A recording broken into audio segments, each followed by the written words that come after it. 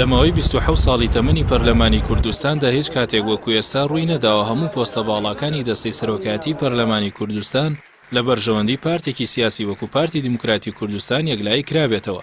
ئەوەش ناڕەزایی چاودێرانی لێکەوتووەتەوە بە مەترسیەکی جددی دەزانن بە یاسا دەستەی سەرۆکایەتی لە بەرژەوەندی تاکە حیزبێک دیاری بکرێت و ببێت بە کلتور. یەکەم خولی هەڵبژاردنی پەرلەمانی کوردستان کە لە 19 پێنجی ساڵی 1992 ئەنجام درا بە شێوەیەک جەوهەر نامیق سالم لە پارتی بووە سەرۆکی پەرلەمان. هەروەها لەو ساڵەوە تاوەکو ساڵی 2005 لە هەرێمی کوردستان بەهۆی هەڵگیرسانی شەڕی ناوخۆ نەتوانرا هیچ هەڵبژاردنێک ئەنجام بدرێت.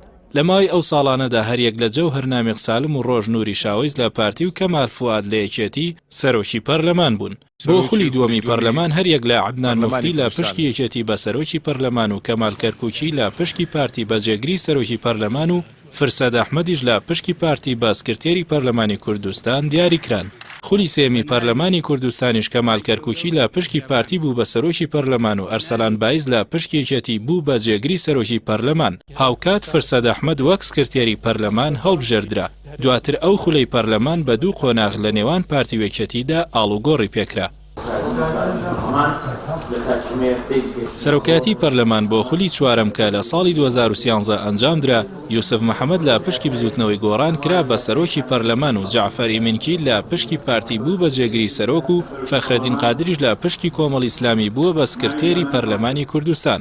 دواتریش بەهۆی ناکۆچی نێوان پارتی و بزوتنەوەی گۆڕان ئەو خولەی پەرلەمانی کوردستان بۆ ماوەی 2 ساڵ ئیفلیس کرا. دواتریش بە تاگلایانە و نایاسایی پارتی و یەکێتی پەرلەمانیان کارا کردەوە.